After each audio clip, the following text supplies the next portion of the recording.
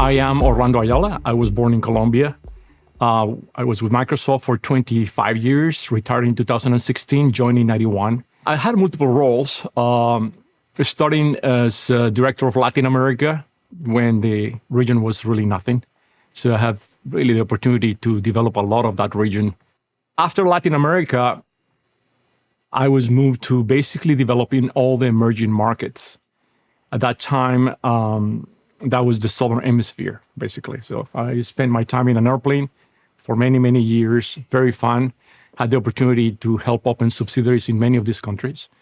After that, I was promoted to be VP of something we call SPAR, South Pacific and Americas region. So kind of a weird region. It was all the Americas plus South Pacific, Australia, New Zealand. And after that, I was promoted to be Group VP of Sales, Marketing, and Services for the company.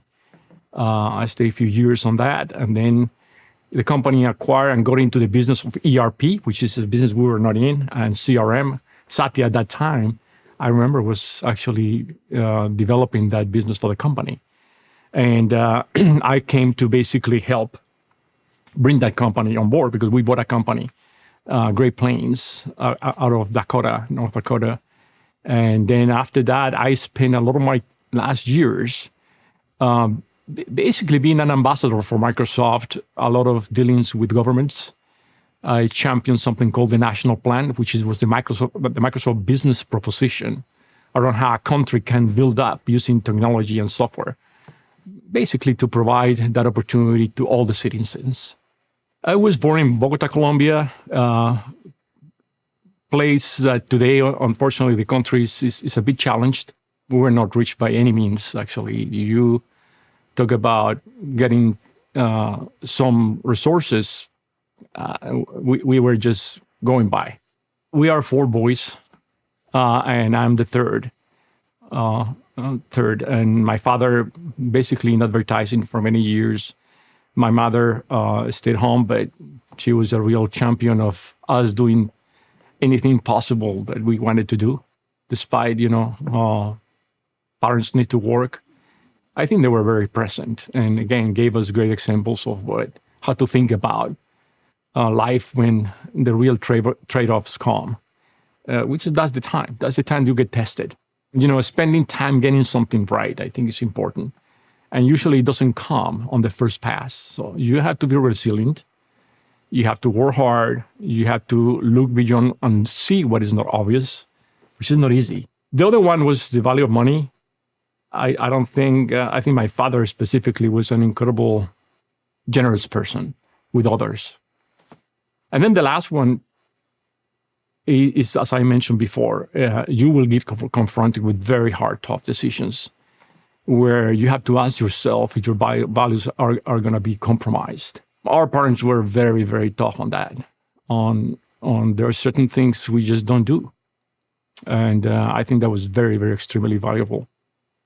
I would say I will summarize that of being able to stand up to power.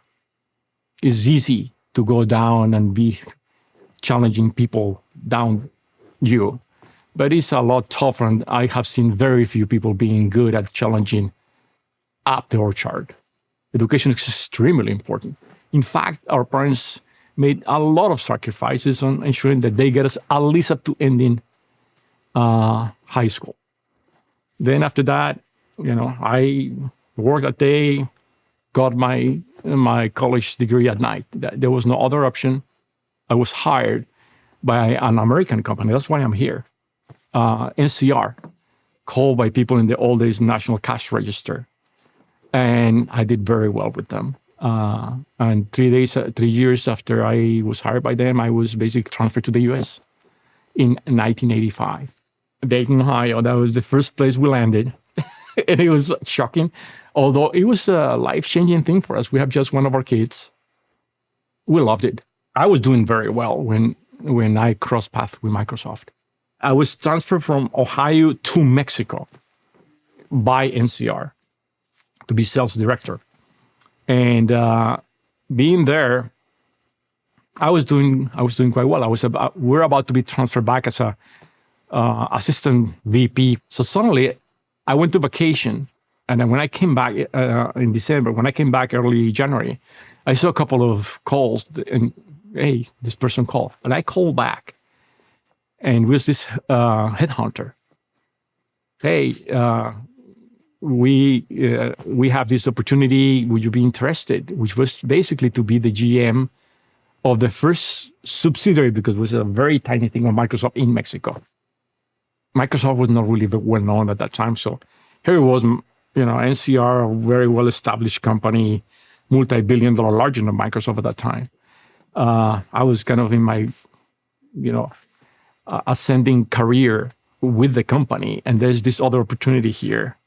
And they said, okay, if you're interested, you have to go to a place called Redmond in Washington.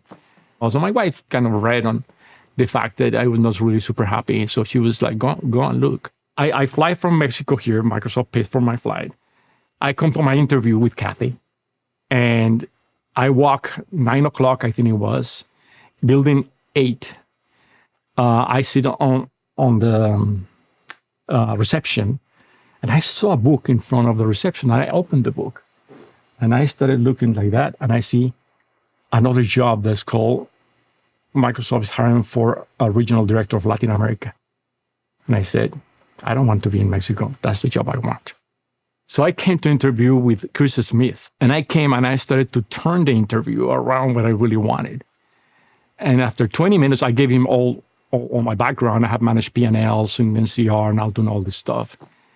And it was 10 minutes and he stops the interview. He said, well, looks like that didn't go too well.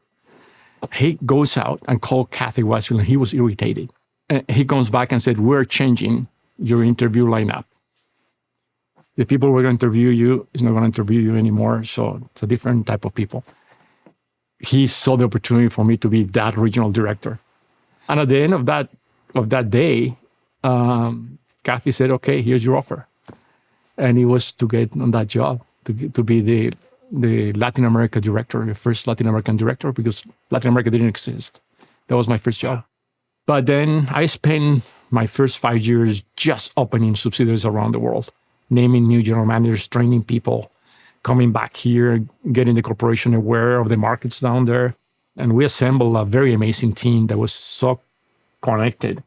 And they were working like crazy and trying to get the company. We took the company basically from 10 million to 100 million in 3 years.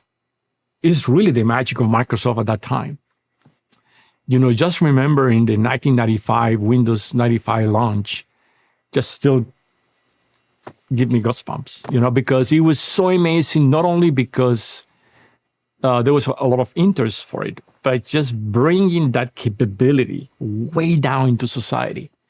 There's nothing that was more intoxicating than being in the middle of that mission as a company. So we have to remember that most of the computing were these big, very costly machines sitting in cold places. And this idea that you can basically in your desktop can have this thing that can do these amazing things was like unheard of. The biggest magic Microsoft did for many years and continue to do is that for every dollar that Microsoft sells, is a multiplier 50, 60, 70 downstream on the ecosystem. That's magic. Microsoft has been responsible for millions and millions of jobs, enabling of jobs in the planet. And that's a fact. So that was very exciting. I was just seeing this magic of us being able to bring that power, not only of the computer, but power of doing business in a more effective way that benefited a lot of people. Despite the Bill and Steve and others were super hardcore on business results, they were also amazing on not letting people get tangled into bureaucracy and layers of management. And I think that was absolutely visionary, doing that and enabling people in the field that way, which allowed them to do many, many things. And that's clearly the major reason why I think the company grew so fast. I think I lost track a little bit, but last time when I left, Latin America was approaching 8 billion. But it's because it was this spirit of entrepreneurship, of enabling people to do things Here, the mothership was a little bit more structured and very centered on the developers. Kind of the business development people were in a different rank. But we had a ball. It was just an amazing time where you could do a lot of things. I still remember the way they measured the spend on marketing was 10% of revenue. And that was like, wow. And then you could have a lot of flexibility on, and usually that money was spent in a very wise. The GMs, the general managers in these places were very conscious that every dollar mattered. One of the coolest moments was having the front page of the largest newspaper in Colombia announcing the presence of the company in my country with Bill Gates at the center and people going crazy about that. And I used to carry a letter written by Bill. I still have that letter that says, this is Orlando Ayala and he works for Microsoft. And when we were opening the subsidiary in Argentina, the Israeli embassy was bombed in Buenos Aires. I go to the airport that night, 7:00, and then I just go and pass immigration. They took me to a different room. And they say, hey, we noticed that you entered this morning and you're leaving tonight. So why you did that? They said, listen, I explained what happened. And they said, but really, you guys do things this way, that you come in and leave the same day? And this is very strange. And I said, listen, I'll already explain to you, but if this helps in any way, here's a letter that you can read. It was Bill's letter. And that bailed me out. Bill and Steve called me and said, listen, we need you to help us develop all these other countries. So yeah, I opened several of those that didn't exist at that time, and others were already in place, but it was the same formula. We had a very well-established formula on how to make business, and of course that grew very, very amazingly. The latter part of my career has to get connected with an incident that happened. Basically, at that time, we have the SLT, the senior leadership team. It was Bill, Steve, Kirk Mundy, and I was running worldwide sales. I was part of fronting customers at the time the company got in trouble. That was the time where products like Windows Vista came all buggy and blue screens and all that stuff. And I mean, it was horrible. And I came back here, and I don't think people really knew that. I mean, people was not paying attention to that. So every year we used to do a retreat in Semiahmoo. And in that retreat, the agenda usually was Bill presented the vision, the technical vision of the company. And I was so mortified with what was happening because I don't think the company was listening really at that time. That the night before my presentation, that night in 2003, I think it was, I told my wife, I may be fired tomorrow because I'm going to stand up and I'm going to call it for what it is. The whole meeting started, and then Bill, and then Steve, and then I stood up, and my speech basically lasted 20 minutes. But I put it all out. I said, we just don't get it. I think we're being irresponsible in how we are really listening to customers. I think we continue to bring buggy products to market. And of course, that was pretty intense because nobody expected that thing at that time. And I got a little bit emotional on saying, listen, I'm out there every day trying to do my best for the company, but we have to do better. We have to listen. There were times where I think we were very arrogant in front of the press, in front of judges, and in front of some of these things. We used to go to some of these these sessions and say, you don't have to tell me what to put in Windows. And when I finished, there was a big applause from a lot of people. So basically, we opened up what was contained on what a lot of people was thinking, but were not saying it. And then the session ended. Bill was not happy with me, that's for sure. And by the way, I more than ever respect Bill today because he has made a transformation himself, which is pretty amazing. But, you know, he was like, why the fuck you talk about the company that way? We're not bad people. And I said, I'm not saying we're bad people. I'm saying we're not listening. And thank you, I'm leaving. And I started walking out. And then Steve Ballmer jumped in, said, wait, let's calm ourselves. So there was a break. And then when the break happened, Steve Ballmer came back and he changed the whole agenda for the next 3 days. And that's how the whole theme of the company eventually turned into realizing potential. Very focused on people, very focused on how we have to think communities and people and others on the benefits of what we do, more than just making money. If I was have done that in NCR or IBM, I would have been fired. But the fact that these guys were great leaders, just standing up to the challenge, taking action. I told my wife, tomorrow I'm going to have a job, but I cannot live with this. I go back to my father and my mother. This can you look at yourself in the mirror every morning. And like a year later, I came back and said, I don't want to do this anymore. I would like to dedicate the rest of my time on trying to take the company portfolio, turn it into value, not for Ford and Boeing and all these people, but to cities and governments. And that's how I spend my time. I spend a lot of my time engaging a lot of public officials in being basically a promoter of how technology can enable society. I don't think there's any other reference in history of technology where a company has been able to sail effectively two major waves of technology. And this company is doing that right now. So it's all listening.